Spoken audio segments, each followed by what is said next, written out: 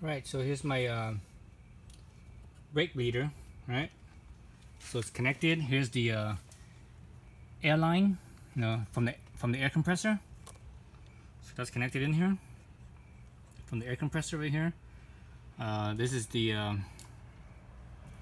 this line here runs, and it connects to the so it runs up here. There's another valve right here. It connects basically into where the bleeder nipple is. So here's the bleeder nipple right here. I have a 8mm wrench on it, and this part right here, you know, it basically plugs over the nipple and it forms a seal. So basically how this works is obviously you have to open up this valve so that it could suck the brake fluid out, and on this side you basically open up this and let the air compressor push air through here. When it pushes air through here, and how it runs into this, and basically it blows out from this end right here. But when it's doing that, it actually sucks because of the mechanics of how this works. It creates suction. When it goes through here, it creates suction. That's how it sucks the brake fluid out from this line here, and it sucks out. So let me show you how that works. And when you do this, obviously you should have your master cylinder filled up, topped off, right? So my master cylinder is already topped off. I open up this valve here, and I'm gonna open up the other one, and you can hear the air flowing through. Right. So now I just need to open up my bleeder up here. So the bleeder's open. Okay, you actually see fluid coming out. See that? So that's basically a one-man job. So all I have to do is every once in a while close off the bleeder and go over to the master cylinder and make sure it stays topped off. So that's very critical because this thing is automatic. You might leave it too much, and all of a sudden it sucks all the fluid out of the master cylinder, and basically you're sucking in air, and you don't want that. Otherwise you have to start all over again. So I'm gonna stop my bleeder, or close up my bleeder valve, my bleeder nipple. Let's close this off. Actually, I don't need to close it off. I can leave it as is. Close off my air and go around. Oops. Go around to my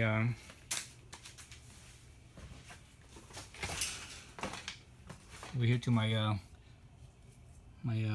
master cylinder, and you can see it dropping down. So I'm gonna top that off.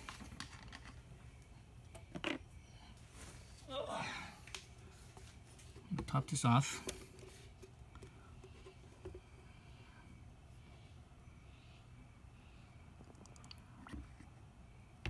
So it's pretty much all the way to the top, past the maximum fill, which is fine because I'm trying to get rid of the old fluid.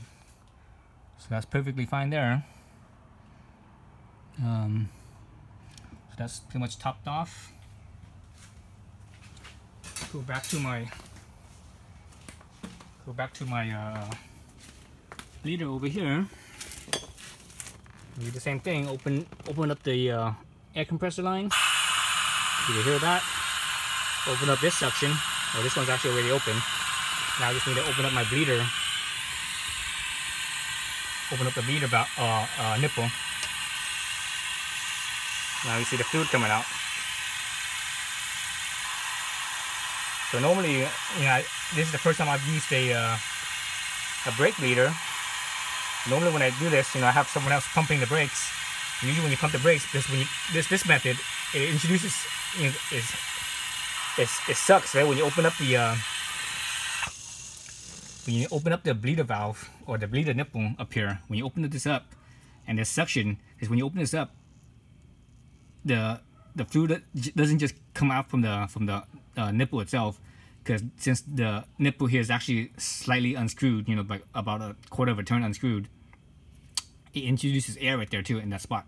So it's sucking air along with this too. So it's kind of hard to see, looking at the color of your old brake line. It's hard to see how much of the old brake line is coming out. So usually, you know, when you're doing a bleeding job, what I recommend is you always start at the farthest point, right? The thing is, you always start at the brakes that's farthest from the master cylinder.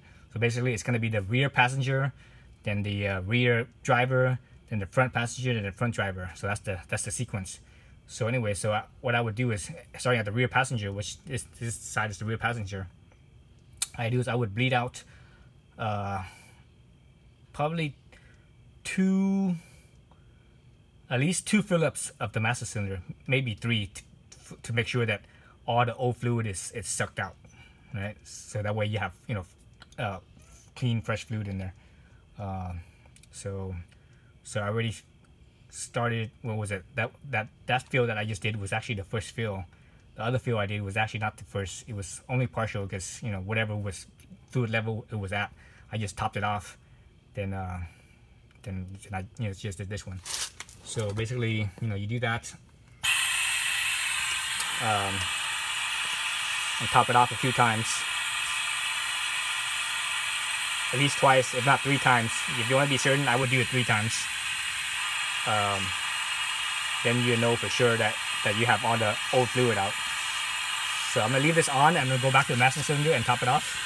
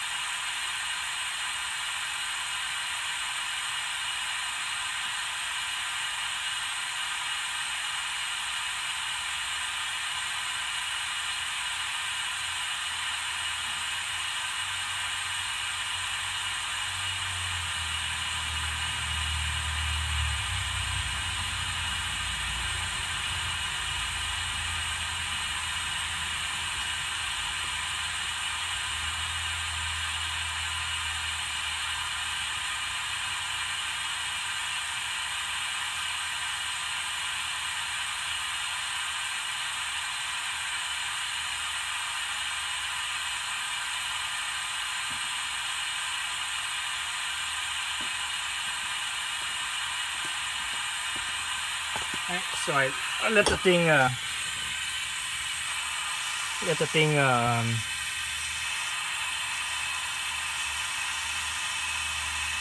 drain down a little bit more before I finally topped it off. So you can see here the fluid level here. See that? It's coming up.